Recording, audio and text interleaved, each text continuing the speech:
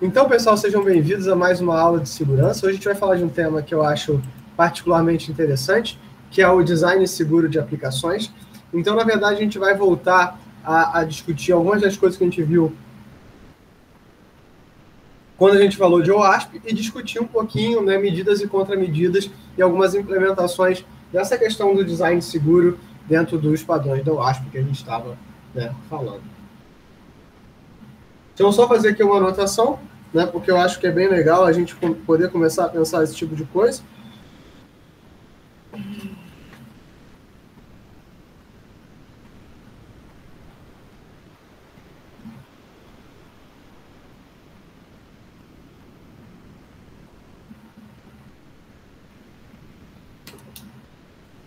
E vamos embora, né? Então, a ideia é introduzir um problema sobre a questão do design seguro e fazer a discussão e dar uma visão arquitetural do problema. Então, assim, a maior parte das linguagens, eles têm padrões de segurança. Na plataforma .NET, é o que a gente trabalha, a própria OWASP já trabalha com o .NET, né? já tem um padrão .NET. O .NET ficou muito famoso, né? Principalmente com a queda do Java. O C# acaba tomando lugar em muitas empresas, né, do Java. Também apoiado fortemente pela Microsoft, né? O C# é uma boa linguagem, não tem nada demais, mas também não é péssimo. E o Visual Studio é uma boa plataforma de desenvolvimento, então também não tem nenhum mistério. E aí você tem o OWASP apoiando fortemente essa plataforma.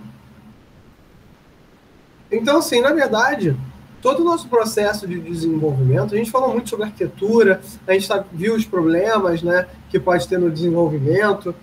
E a maior parte das vezes, cara, a maior parte dos problemas, eles são problemas do design do teu software.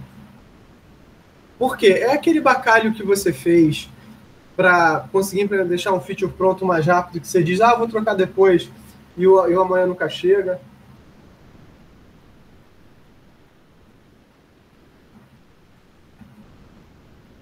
Tipo assim, algum feature começou com uma plataforma, tipo assim, que era mais insegura, mas era mais barata e você não teve tempo de trocar. Então, essas coisas acontecem, elas acontecem pra caramba, a gente não vê isso muito.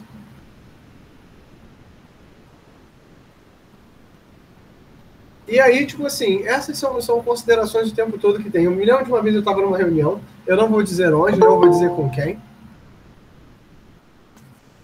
E aí o cara virou para mim e falou justamente a questão desses quadrinhos. Ele virou assim para mim e falou, se eu tiver acesso ao banco, eu consigo saber o usuário e senha do meu cliente. Eu falei, cara, não, só se você programa mal, né? Porque se você criptografa o banco, a chave muda com frequência.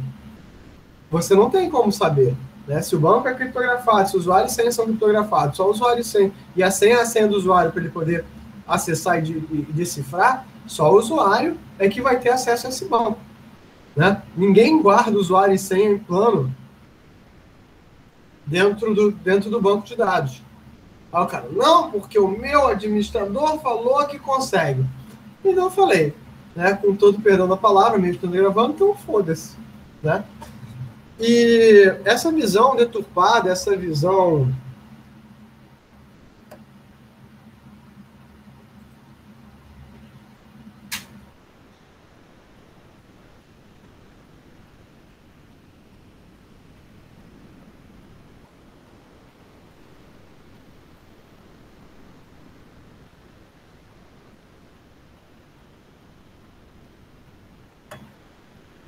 assim, distorcida da realidade que muitas vezes você vai ter dentro dos planos de negócio, acabam também gerando problemas de segurança, né? Tipo assim, acaba criando a forma que o cara, que a culpa é do desenvolvedor, o desenvolvedor não sabe desenvolver. A gente sabe que com o crescimento da complexidade da TI, e com o crescimento da complexidade dos sistemas de software tradicionais, né, a gente tem cada vez mais, né, entradas, pontos de falha, pontos de comando. Pensa o seguinte, quando eu comecei a desenvolver, eu odeio falar isso, porque mostra o quanto tempo eu estou fazendo isso. A internet comercial aqui no Brasil estava engatinhando, tá?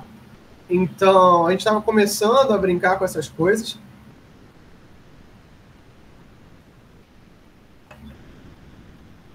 E PHP era onda, tá? Isso é muito louco, né? PHP era onda.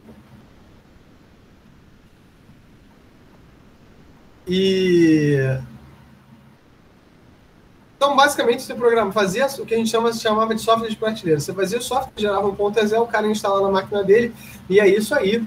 Esse era o software. Software de rede era, tipo assim, realmente de rede, né? Você estava na rede local, fazendo todo o trabalho que você precisava fazer. E, assim, trocava no máximo dentro do servidor. Aí você passa para um cenário... E isso é tranquilo, porque você está dentro de uma rede local, é de mais difícil das pessoas acharem, invadirem, esse tipo de coisa. Você passa para um cenário de rede, você já passa a ter dois componentes, o cliente e o servidor.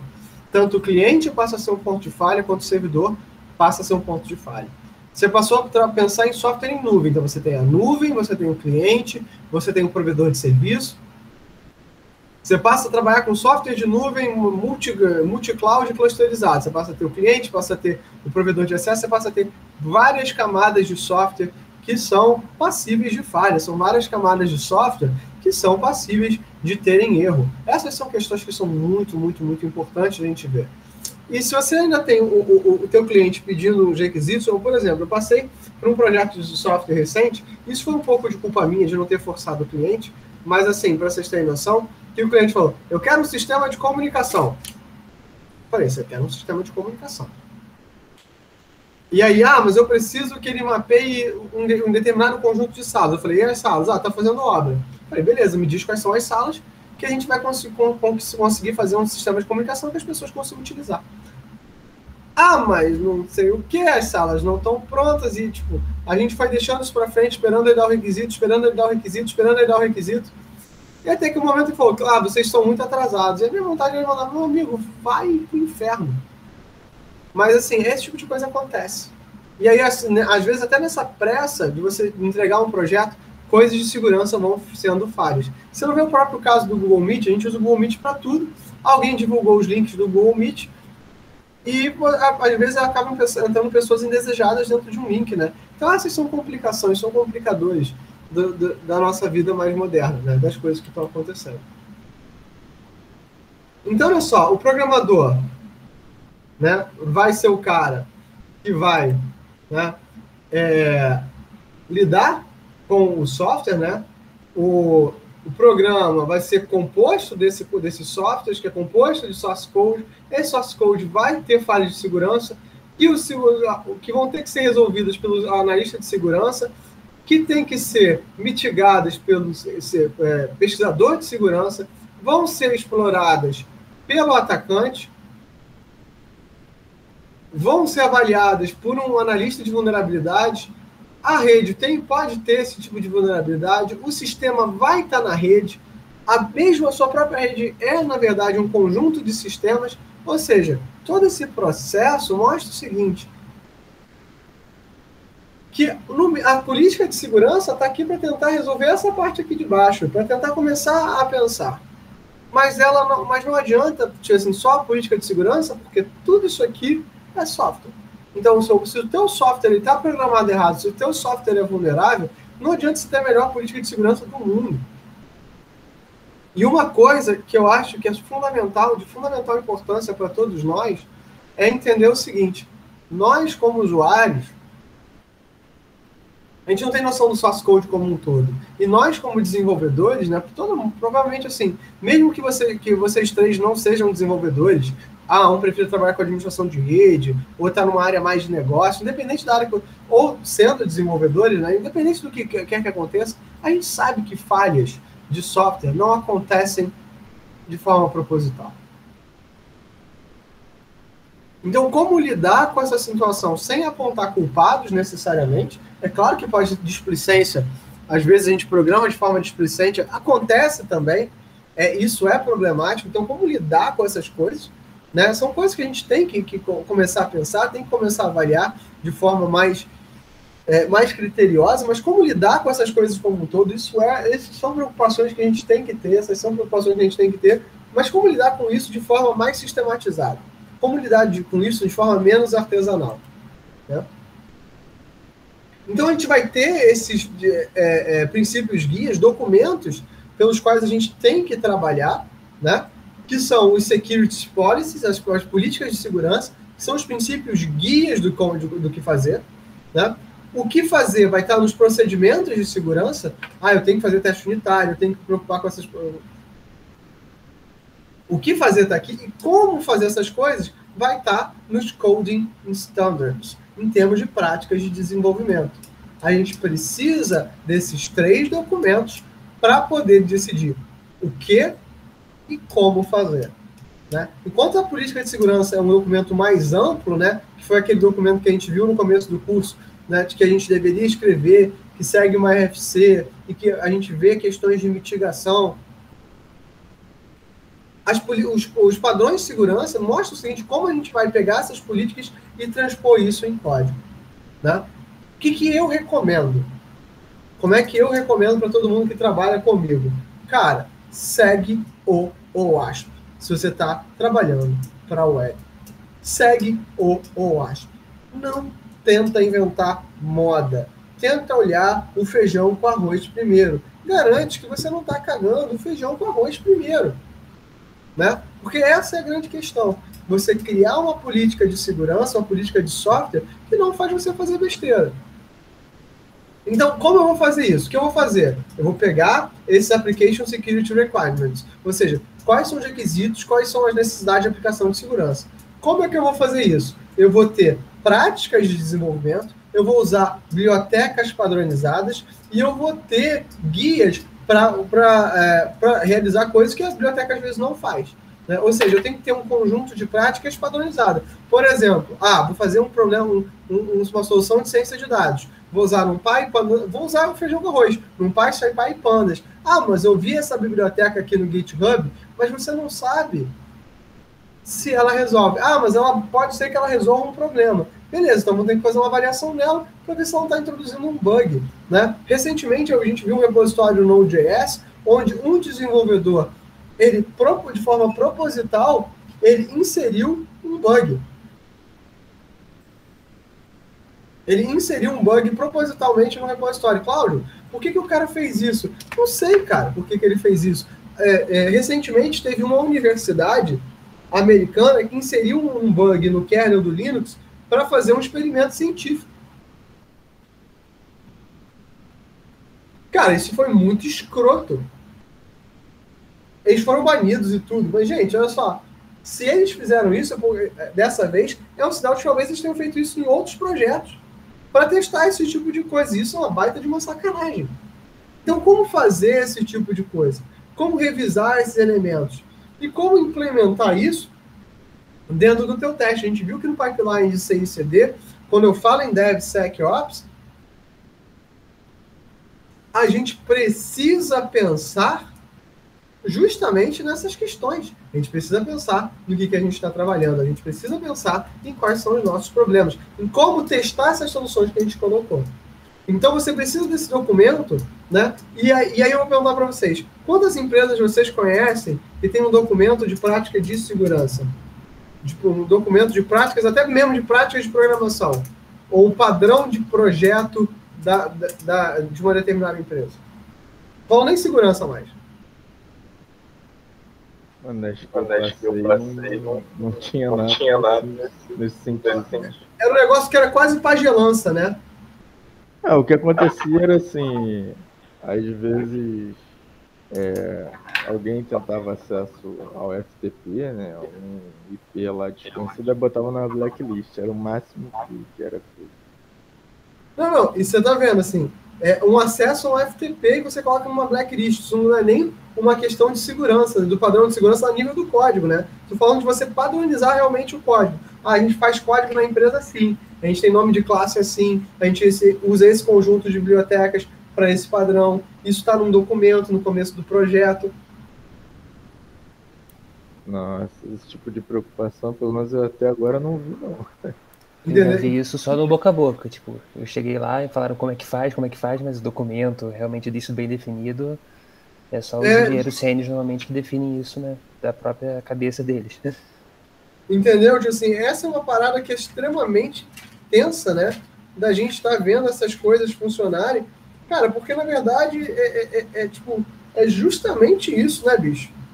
É justamente a gente começar a discutir esses problemas, porque, cara, é o nosso trabalho, né? É o nosso trabalho e a galera não sabe o que está fazendo. E assim, e as coisas mudam ao longo do tempo, então se você tiver que dar manutenção no projeto, eu tenho um amigo que trabalha numa fábrica de software há muitos anos. Ele hoje em dia é um desenvolvedor muito experiente, né? Entenda o seguinte, eu entrei no FRJ em 2004, como aluno de graduação. Então, assim, eu já trabalhava com software antes, porque eu fiz curso técnico no Cefet. Então, eu aprendi a programar, eu tinha 14 para 15 anos. Então, se eu for parar para analisar hoje, esse mundo de computação e software já faz parte da minha vida nos últimos 20 anos. Então, assim, a gente acaba vendo muita história, né? Em 20 anos em computação, muita coisa mudou. Né? É 1/3 da história da computação eu tive presente. Né? Se a gente pensar que a computação começa nos anos 60, né? Eu tive presente 1/3 da história da computação. Claro que teve a galera que estava presente desde o começo, né? Que até hoje está dando aula. Mas a gente não vai entrar nesse mérito. Então, essas são questões que são bem bizarras da gente pensar, né? São questões que são muito brutas da gente pensar. Né? Então, a gente acaba vendo muita coisa, e esse meu amigo fala assim, cara, às vezes surge para ele projeto feito em Delphi. Já programaram em Delphi? Não. Já por pouco tempo. E ASP.NET também, 2 tristezas. Cara, Delphi é velho, pra vocês terem noção do como é que o Delphi era, no começo dos anos 2000, foi o Delphi que tava bombando, assim, tipo, pá. A minha turma, pra você ter noção, tipo assim, a minha turma da graduação de computação, foi a primeira turma que computação 2, orientação a objetos, saiu de ser dado em Delphi para ser dado em Java. E, cara, hoje em dia a gente já acha Java velho, então Delphi é mais velho ainda. Delphi era um negócio tão... E Delphi era uma linguagem muito legal, tá? A gente está falando disso hoje, eu tô fazendo essa crítica, mas é para vocês notarem que as linguagens evoluíram ao longo do tempo, e se você não tem isso documentado, você vai se ferrar. Delphi era uma linguagem muito legal, mas Delphi tinha uma coisa o seguinte, você queria aprender Delphi, tinha um livro chamado A Bíblia do Delphi. Se você lesse esse livro, você sabia tudo que você podia fazer com a linguagem. Não tinha questão de você compartilhar a biblioteca pelo GitHub. Não tinha questão de você fazer não sei lá o quê, porque não sei lá o quê. Não tinha essa questão. Essas eram coisas que a gente não pensava naquela ocasião. E a gente foi fazendo. Assim, então, o mundo foi evoluindo porque, cara, reaproveitamento de código é uma coisa útil, né? Pô, vamos fazer o código 300 vezes, para que eu vou fazer isso? Então, o Delphi tinha essa perspectiva. Em termos de desenvolvimento de GUI, nada...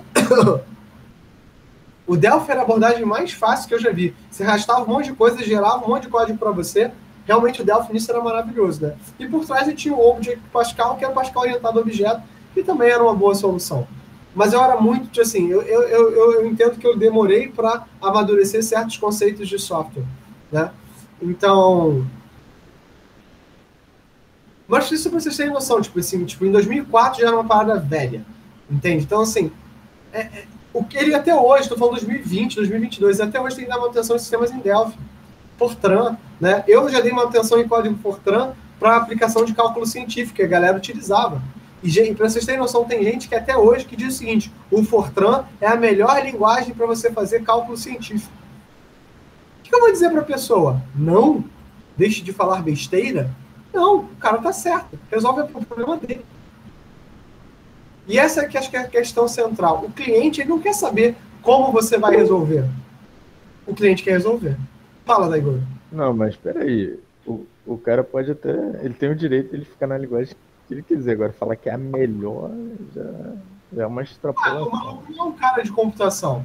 Ele é melhor porque ele testa, faz no Fortran, que ele já tem manha, e faz no Python, que ele não tem manha. Aí ele põe para compilar no Fortran, e o Fortran é muito mais rápido. E esse é o critério dele. Ele já tem manha e o Fortran é mais rápido. Por que ele vai migrar para o Python? E é muito difícil você vencer esse argumento, né? Eu pego o caso do próprio IBGE. O IBGE é um lugar que eu trabalhei durante um tempo. Ministrando curso é um lugar que eu gosto muito de lá. Acho que lá a galera tem muitos problemas interessantes. Só que o IBGE tem uma cultura mista, né? Você tem a galera de dados, você vai ter a galera de desenvolvimento, você vai ter uma galera de tudo lá dentro. Então, como é que você diz para a galera de dados que gente, usar o SPSS não é um problema? Pô, o SPSS é ruim, é isso, aquilo lá, é pro proprietário, a licença é caríssima. Aí o contra-argumento que eles vão te dar é o seguinte, tá, mas olha só, o SPSS é caríssimo, mas os meus desenvolvedores, a galera que toma decisões de alta escala, já está super acostumado com o SPSS. A hora desse maluco é tão cara que se eu migrar o cara para R, para Python, para isso, para aquilo, a produtividade dele vai cair e o que eu vou perder com a perda da produtividade dele é muito mais caro do que a licença do SPSS. Aí você olha para isso e fala, aí o cara fala o seguinte, por que eu vou trocar o SPSS? Aí o que você diz pro cara? Eu entendo o seu ponto de vista. Então, é muito complicado você convencer as pessoas desse tipo de coisa, entendeu? Ou então, como eu falo, eu vejo hoje em dia muita fábrica de software, eu te chamo assim, que existe uma fábrica de software super poderosa chamada Get Ninjas. A galera faz tudo no Get Ninjas. E, tipo assim, então você quer um software, você vai lá no Get Ninjas e pega esse software. Mas isso não é sustentável ao longo do tempo, porque isso é um one shot, né? E vocês sabem que, periodicamente, software precisa de manutenção. Você muda a regra de negócio, muda uma legislação, e aí o cara ele vai contratar um outro cara do Get Ninjas para dar manutenção nesse código que o maluco deu, que o cara deixou uma documentação, às vezes, safada, porque não estava no projeto, o cara tinha só que entregar um projeto. Vocês entendem a problemática do que eu estou querendo dizer para vocês? O quanto isso é não trivial? E que a gente vai tentando resolver isso ao longo do tempo, mas você não tem uma documentação. E agora, num software feito por um cara que dá um tiro curto, ok. Agora, para uma fábrica de software, isso é muito complicado. Então, assim, você tem que ter essa documentação. Cláudio, mas isso é frescura. Talvez seja, porque todos vocês trabalharam em fábricas de software que ganham dinheiro, que implementam soluções e não estão fazendo nada disso. Estou mentindo?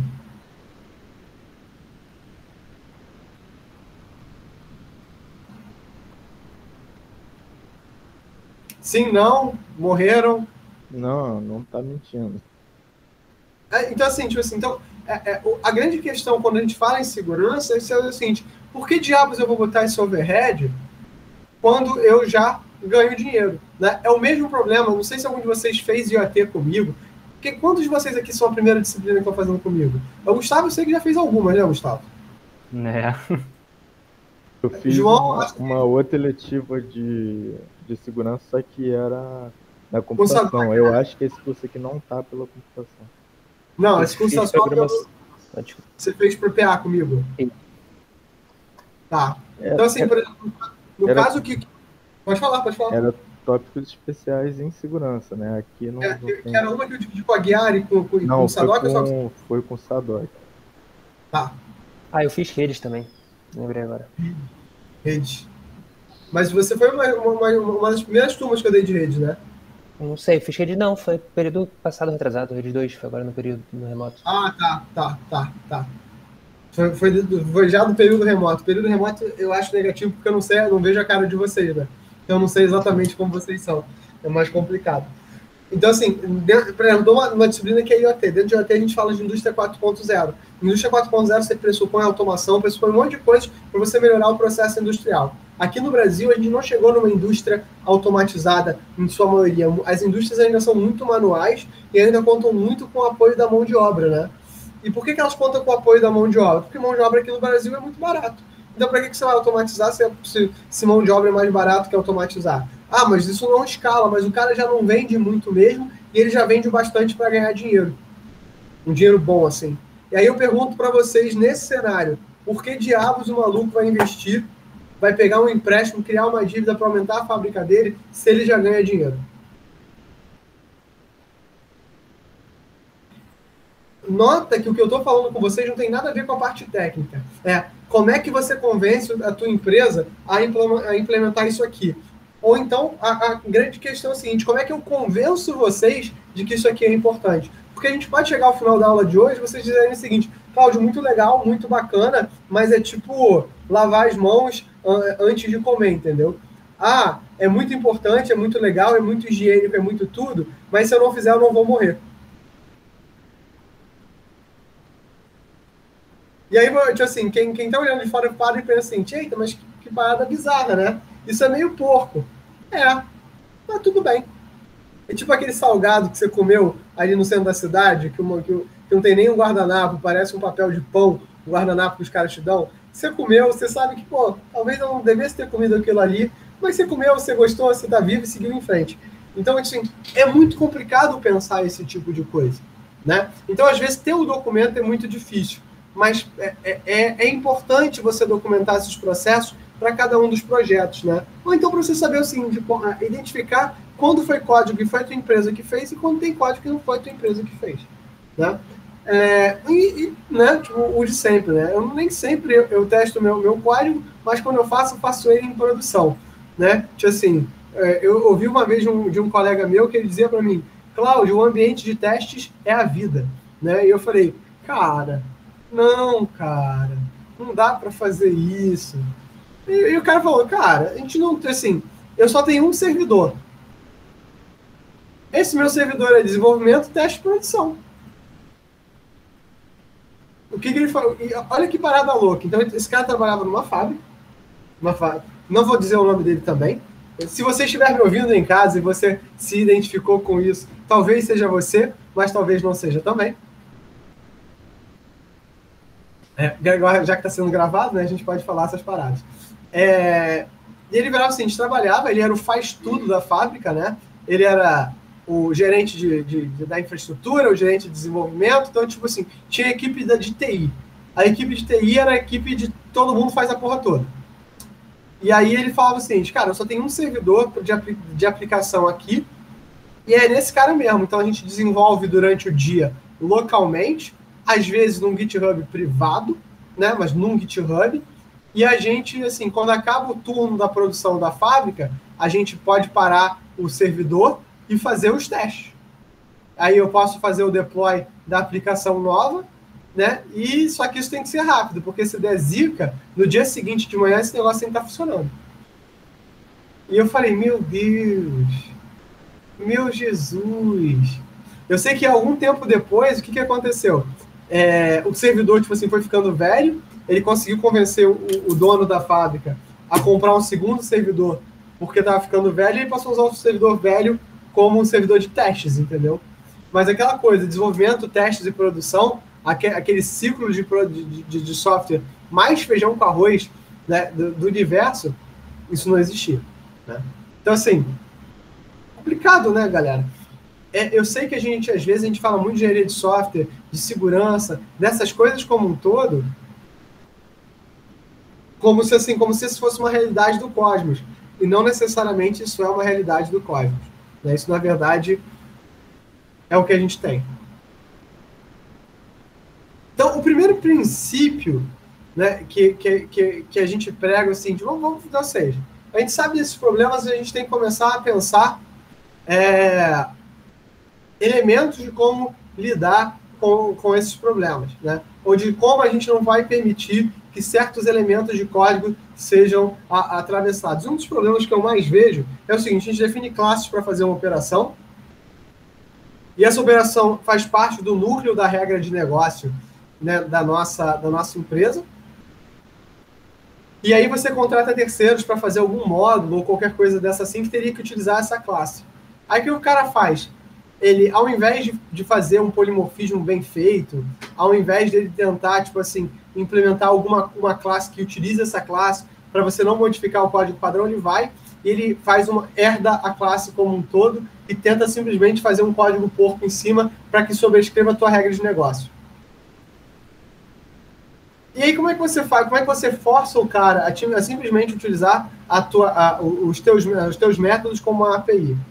Simples, você sela a classe. Então, o conceito de sealed classes, ou classes seladas, são classes que, por definição, elas não permitem herança. Tá?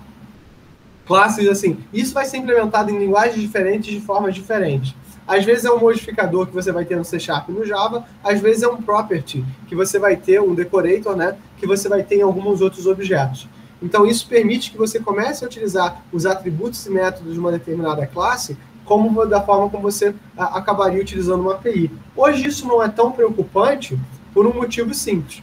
Porque, na verdade, o que você vai querer fazer é justamente utilizar uma API. Então, você vai dar uma API para o cara para ele poder utilizar sem que ele possa, na verdade, estar fazendo a herança de um determinado método. Então, aqui um exemplo, né?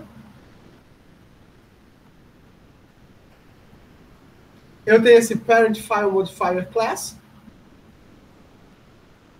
Eu tenho aqui um método modify qualquer. Então, eu crio uma public sealed class modifier class. Então, essa classe aqui está selada, é uma modificação, né? Eu vou criar aqui um public file modifier class, né? Aqui eu construtor dessa minha classe aqui, que é o construtor dessa minha outra classe aqui, e eu vou criar aqui um método selado modify. Então, eu vou dizer assim, que todo mundo que herdar dessa classe também não vai poder modificar esse método. Então, aquele conceito de classe, isso força duas coisas. Ou você cria um método abstrato que você vai forçar a implementação por outros elementos, né? Que é um método de engenharia de software correto, ou você diz o seguinte, ou você usa esse negócio aqui, ou você não pode sobrescrever.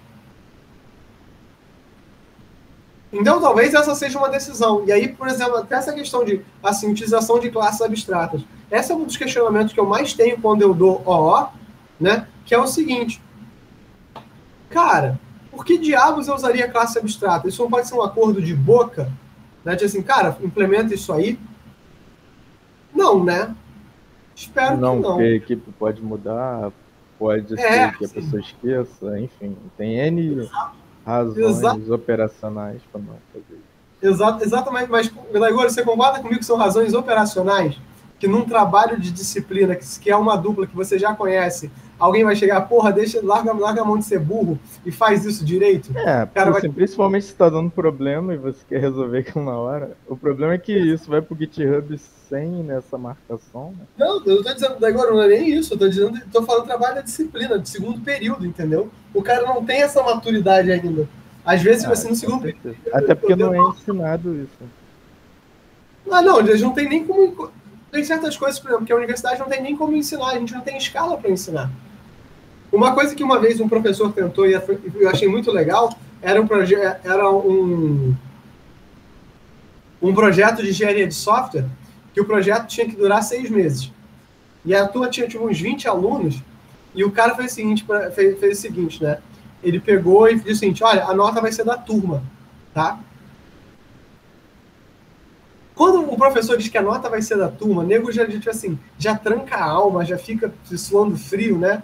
Porque eles acham que vai dar besteira. O cara falou assim, olha, a gente vai fazer uma fábrica de software aqui, todo mundo aqui vai ter papéis nessa fábrica de software, alguns de vocês vão ser gerentes de projeto, alguns de vocês vão ser gerentes, vão trabalhar com testes, alguns de vocês vão cuidar da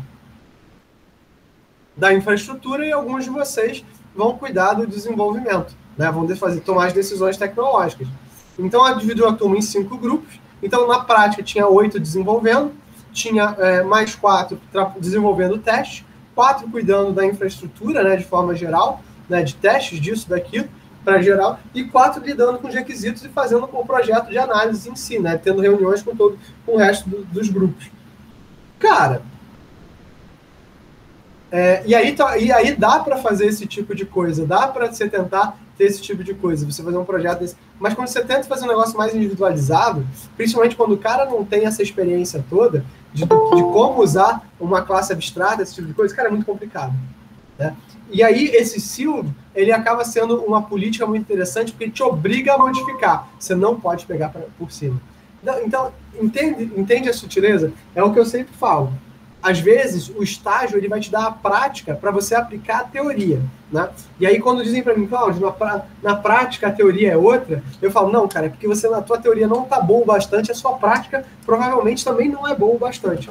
Né? Porque você não consegue alinhar as duas coisas e ver as motivações. Às vezes, você toma decisões que, do ponto de vista da teoria, do ponto de vista das melhores práticas, são errados, por um motivo prático. Você tem que chegar ao seguinte, eu tomei a decisão, eu sei que ela é um cocô, mas é o que tem para hoje. E essa é uma visão. Isso é um certo grau de maturidade. Né? Você sabe que você está fazendo uma coisa que não deveria fazer, mas na prática ela te funciona. Então, assim, Qual é o objetivo também muito da aula de hoje? Vocês têm que sair da aula de hoje com o estômago um pouco embrulhado, sabendo. Cara, porque, tipo assim, quando eu vejo isso aqui, eu vejo, cara, eu faço um monte de cagada. Mas essas cagadas que eu faço, às vezes elas servem para agilizar alguma outra coisa, né? Mas eu tenho que saber que eu estou fazendo cagada. Então, por aqui, isso aqui é um código o código mais aluno possível, né? Olha só isso aqui. Isso aqui é um exemplo de uma injeção de código, né? Aqui é uma injeção de código no C#. Mas isso aqui é o código mais aluno possível, né? O cara pegou isso aqui, fez a conexão com o banco, pegou esses elementos aqui, gerou uma query string disso aqui. Isso aqui é super comum. Ninguém no mundo real faz isso. Né?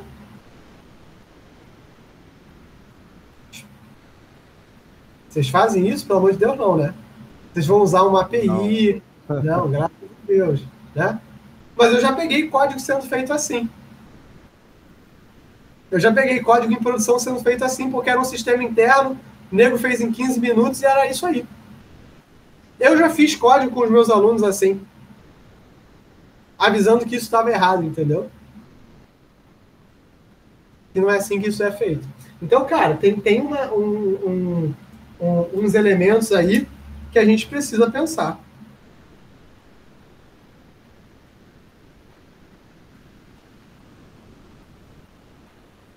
Então, esse é o tipo de problema que a gente pode pegar, entendeu?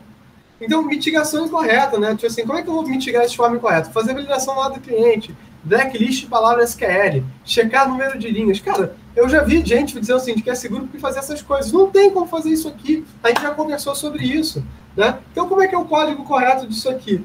Cara, não! Eu vou justamente criar uma API para fazer esse negócio. O SQL Alchemy faz isso. Eu tenho esses SQL Commands, que são do próprio C#. Então, não inventa moda. Gera um código de API, né, que seja... As APIs já fazem isso bem para você. Trabalha com... Cara, isso desde a época do Hibernate. Eu trabalhei com o Hibernate em 2006. A gente já tinha essas coisas. Por que a gente insiste em fazer erro? Né? Por que a gente insiste em fazer besteira? Né? Então, essas são condições que são difíceis da gente pensar. Aqui um código de XSS, o Cross-Site Server Scripting. Né? Eu estou aqui criando aqui uma string e é bem parecido com a mesma coisa. Eu estou criando uma mensagem, isso aqui quem faz? Claudio, ninguém faz mais isso aqui hoje em dia. Claro que faz. Sabe onde é que a gente faz isso? Em microframework. Quando a gente não sabe usar microframework direito. Eu estou falando de Flask, estou falando de Fast API, eu estou falando de microframeworks tipo Falcon para Java, né? Que tem esses microframeworks, eles permitem a gente fazer coisas muito simples, muito rápido, o que é muito legal, mas permite a gente cometer esse tipo de erro. Criar strings que vão permitir que a gente tenha código de erro, né? Olha aqui uma implementação segura. Coloca validate request, né? Buscar, né? Tipo assim, rejeita o input, né? Assim, um regenerador de input já padronizado. Esconde o output HTML, né? Esconde essa URL. Pode falar, David. Então, isso aí me lembrou uma coisa que eu estava lendo ontem e que assim, não tem a ver diretamente com SQL Injection, né? Com essa questão de higienizar, né, os caracteres que vêm, mas pelo visto tem muito file upload que o pessoal não faz nenhuma verificação, né? E às vezes você consegue assim, coisas que não devia com arquivos devidamente preparados, né? Cara, eu vou dizer para você o seguinte, você é muito gentil. Tu é muito gentil.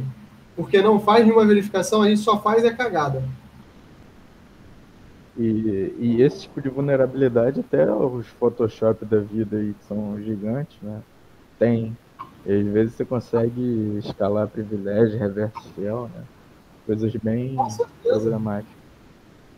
Cara, mais do que isso, a gente consegue fazer umas paradas, assim, muito crazy e a gente imagina que vai dar tudo certo. E não vai dar, não. A galera não... Só até alguém descobrir, né? Cara, e sempre descobre. Sempre descobre. É muito louco isso. Muito louco isso. a gente faz muita bobagem, né, cara?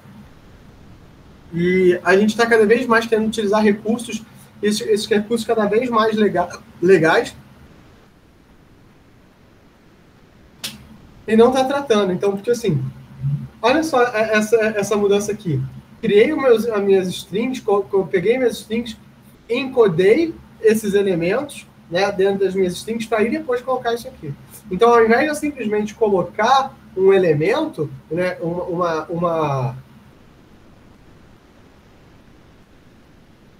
em vez de eu simplesmente colocar diretamente uma string que pode ter um problema, eu encodo ela antes de gerar o meu output, né? Ou então eu vou criar um template, né? Templating também é uma boa ideia, fazer implementações de template. Vulnerabilidades no DOM, né?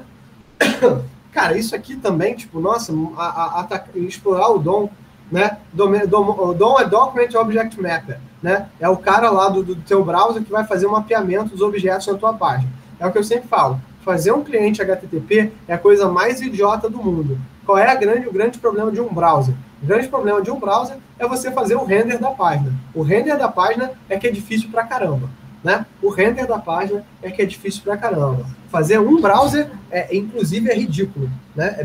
Fazer um cliente HTTP, tipo assim, se vocês quiserem, tem uma videoaula minha lá no canal, que eu tenho, na verdade, tenho até que colocar ela de novo, que mostra o quão fácil ou quão difícil é você criar um cliente HTTP. Em 20 minutinhos você faz um cliente HTTP em Python. Agora, fazer, tipo assim... Eita. Só um instantinho, pessoal.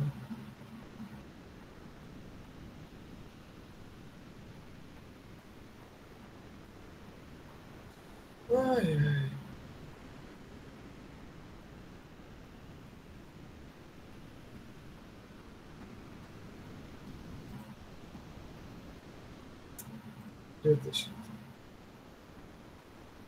Então, assim, o DOM é realmente umas paradas mais complicadas, né? Porque, na verdade, o DOM ele vai dizer o seguinte, como é que eu vou trabalhar essa minha visão HTML, e isso permite várias explorações de vulnerabilidade. Então, pegar esse HTML e fazer o display, ou seja, essa modificação dinâmica, isso é um grau de vulnerabilidade, né? Então, na verdade, o que eu quero é simplesmente criar um documento separado que vai permitir eu fazer esse tipo de coisa. Não manipular diretamente o DOM, né, fazer o display answer, mas criar um documento que vai ser appendado no DOM para isso, tá? Então, parece bobagem e passa desapercebido esse tipo de coisa, porque isso aqui é o que está na maior parte dos livros, tá?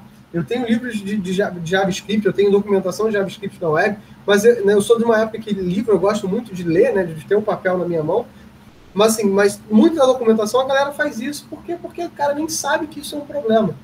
E a priori, cara, se você for parar para dar essa solução aqui para alguém, né? Quando ele clica o Submit Answer, ele vai querer realmente appendar, e na verdade você tem essa função aqui para você incluir. Então, essas coisas são complicadas. Essas coisas, elas não são triviais, né? Elas não são triviais. Então, a gente tem que parar e pensar esse tipo de coisa, estudar o DOM. Né? Uma implementação segura, né, também, né, é usar o OWASP Enterprise Security API, que ele tenta buscar resolver esses problemas e mostrar esses caras. Então, assim, só para a gente sair aqui e dar uma olhada no...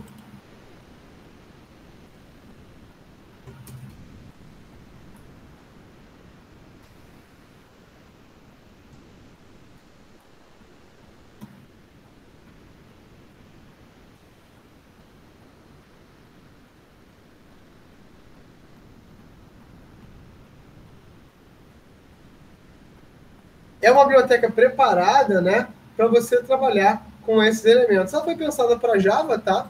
Mas é um começo. Então, um projeto interessante, né, é você poder traduzir, pegar esse projeto e passar para outros elementos, né? Então, assim, é um projeto muito interessante da gente pensar. Tem aqui para Node.js, né? Tinha para JavaScript, mas foi deprecado. Para Node.js eu acho super interessante.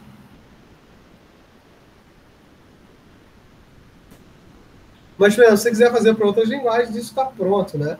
Então, é muito legal vocês poderem estar utilizando esses elementos aqui, porque ele pede toda essa parte de encoder, para HTML, para CSS, para o próprio JavaScript. Então, ele é um middleware, na verdade, entre o que a tua regra de negócio e a segurança. E é um bom começo, né, de trabalho. É um bom começo de trabalho, né? Então, né, tipo assim, é uma das coisas que a gente quer passar. Cross-site request forgery, né? Você tentar forjar uma sessão de usuário, eu uso IBZ, essa é uma das coisas que eu mais perco meu tempo, né? Então, por exemplo, aqui eu crio um hidden field com um text token, né? Para tentar implementar esse text token, né? Tem algumas implementações disso, né, no Flask, né? Mas em todas as linguagens você tem alguma garantia de segurança para guardar esse campo de sessão, para que ninguém possa sair alterando esse campo de sessão no momento que vai dar uma visualização do seu source code, né? Tentar gerar um token, né, randômico, né? E isso é uma coisa que a maior parte das linguagens de programação já tem bibliotecas prontas para gerar esse token, né, da tua sessão. Tem uma galera fazendo hoje isso com blockchain, então seria legal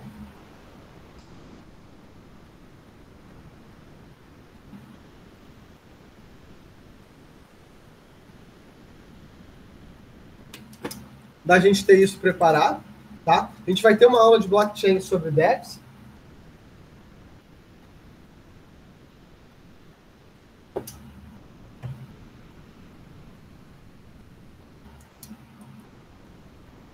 Né? E para fazer a implementação segura desses elementos. Então, tentar ser o máximo possível gerar esse token e inserir esse token, né, propriamente dentro da nossa sessão. Então não tem um mistério muito grande associado, mas essas pequenas práticas do dia a dia, elas vão acabar melhorando, né, tipo assim, os problemas que a gente tem, né? Vai acabar mitigando alguns desses problemas, né? Tentar buscar esse tipo de solução dentro da nossa realidade. Então, assim, não tem como desassociar a implementação segura do nosso projeto de software seguro, né? Então, quando eu penso em projeto de software, eu tenho que pensar nesses elementos. O que eu quero que... Esse é o recado que eu tinha para vocês hoje. O que eu quero hoje que vocês façam de atividade nos próximos minutos?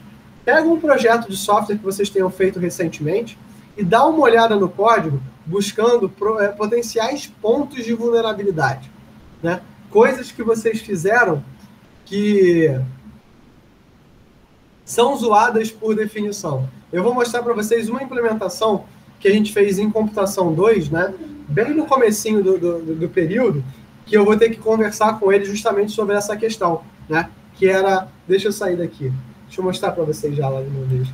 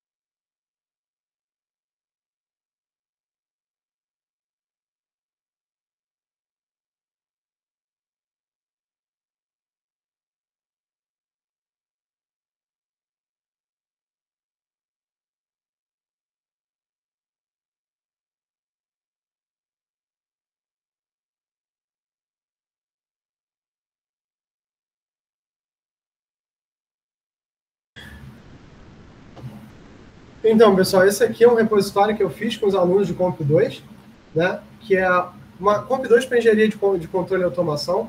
Eu criei aqui uma classe, estava mostrando para eles como fazer com vários arquivos, né? Importante. Então, eu criei aqui uma classe banco, onde eu vou importar os elementos. Criei uma classe usuário, onde eu tenho aqui um init, né? Com o método construtor, e um insert user, onde eu criei um comando aqui, criei um cursor, que é justamente aquela parada que eu estava criticando, né? É uma parada que é super errada de você fazer. Criei aqui um comando do usuário, e olha só, eu estou construindo a string na mão. Isso é tudo que você não deveria fazer. Né? Agora, para você ensinar isso pela primeira vez, tá ok. Agora, o que você tem que deixar ciente pro candango é que isso aqui é cagado. É que não dá para fazer esse tipo de coisa. Isso aí não dá para você perder o seu tempo, porque não dá para fazer.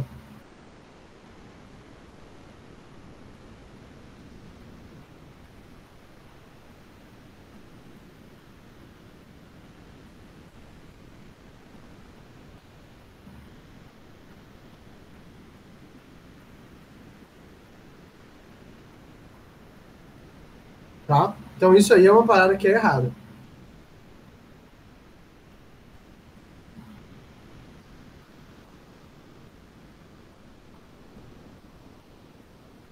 Que não dá para fazer. Agora, eu quero que vocês gastem o tempo e procurem exemplos parecidos com esse em coisas que vocês fizeram no passado e tentem justificar.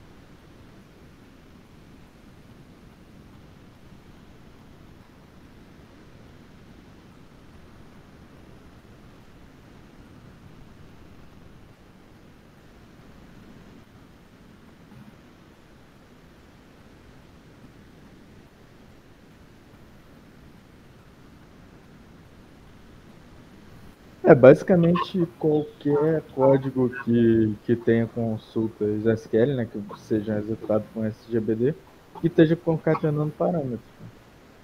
Não, sim, mas vocês com certeza fizeram coisas parecidas. Procurem um para vocês olharem e falarem, fiz cagada. É importante, é relevante vocês fazerem isso para vocês mesmos, porque são coisas que a gente passa, né? E que não é culpa de ninguém. Ninguém aqui tá de maldade fazendo as paradas, entendeu? A gente está fazendo essas coisas porque é o primeiro momento, né? Esse caso aqui do delete é o caso mais... delete, imagina que você põe... Aqui é pior ainda, porque eu nem coloco self-usuário asterisco, né? Imagina que eu joguei aqui asterisco, não tem nenhum tipo de tratamento no banco. Inclusive, eu vou fazer isso com os alunos para eles entrarem em desespero. Só para eles verem como é que é esse tipo de problema. Pra minha sorte é que a maioria das coisas estão em Laravel, então ele já cuida pra mim. Exatamente, cara, porque assim, isso aqui é o cara montando um trabalho em TK Inter na mão, né? Por que TK Inter? Por que não? Né? Porque é interessante mostrar para os caras que isso é uma coisa legal de se fazer. Mas é bacana, cara. Tem umas coisas que são assim, são puxadas da gente fazer, né? Então, a gente tem que se preocupar com esse tipo de coisa. A gente tem que se preocupar com esse tipo de situação. Né? Então, é complicado. É complicado e não é trivial, não. Então, gastem 5 minutos aí procurando um código desse por aí. Eu tenho um projeto dessa disciplina aí mesmo, quando eu fiz com você. É exatamente isso, né? Nas carries. Não, e entendam o seguinte, né? Assim, a maior parte dos cursos, as pessoas tratam isso dessa forma, não é porque assim, tipo, que o professor não quer ensinar correto, é porque nesse primeiro momento vocês estão lidando com programação, às vezes só pensar nisso já é um trabalho tão grande, você misturar, tipo assim, você está lidando com uma linguagem de programação X, e aí do nada surge SQL, e aí você tem que começar, aí você não dá um erro no banco. Aí você não sabe se o erro no banco é do teu código Python, que você ainda está aprendendo, não sabe direito de fazer, se o erro do teu código banco é do SQL, que você pseudo aprendeu e está tendo que fazer, ou se o erro é de alguma outra coisa não relacionada que você está aprendendo e não sabe o que fazer. Vocês entendem como é que... Eu acho essas paradas muito complicadas, galera. Realmente é um processo muito difícil da gente ter isso claro na nossa cabeça.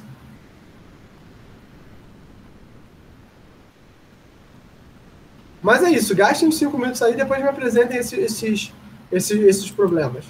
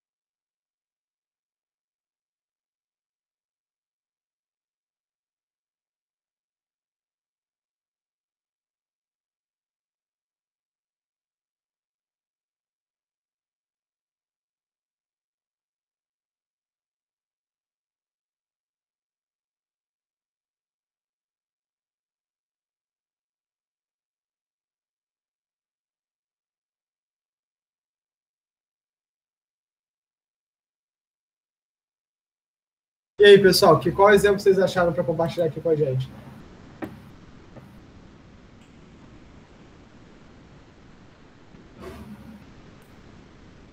Então, professor, como eu tinha dito, eu fucei aqui bastante e tá tudo com framework, então não tem esse problema. Agora, com certeza, se eu pegasse meus códigos muito antigos, que eu acho que eu nem tenho mais, deve ter alguma coisa nesse sentido, sim. De muitos anos atrás. É o seguinte, procure esses códigos antigos, assim, quem tiver em casa, e traz esse exemplo para mim. Eu vou liberar, então, vocês agora, tá? Deem uma olhada nisso, e na semana que vem a gente vai continuar. Aí eu quero ver se a gente começa a falar um pouquinho sobre blockchain e sobre programação de dados, tá? Que é um dos temas que eu acho que são interessantes. As nossas aulas, elas vão até o final de fevereiro, né? Na verdade, eu tenho que dar as notas de vocês até o começo de março. Então, assim, a gente deve ir com as aulas até o final de fevereiro, mais ou menos até o carnaval, para depois vocês terem tempo de aproveitar carnaval, seja lá o que for que venha acontecer, né? Ou pelo menos aproveitar esse tempo de carnaval para vocês fazerem os trabalhos. Então, a gente tem mais ou menos ainda mais um mês aí de aulas para a gente poder exercitar bastante coisa. E nesse mês vai ter as visitas e parcerias que você chegou a comentar? Cara, a ideia é sim, eu tenho que conversar e voltar ao contato com o pessoal. Eu já convidei um colega meu para falar sobre segurança em IoT, ele fez o mestrado dele nisso, né? E aí eu começar a conversar o pessoal que vai falar sobre invasão de código, esse tipo de coisa, tá bom? Tá bom. Beleza. Então, pessoal, é isso. Muito obrigado pela presença. Um ótimo final de semana para vocês. Eu vejo vocês na próxima segunda-feira. Obrigado pelo bom fim de semana. Para vocês também.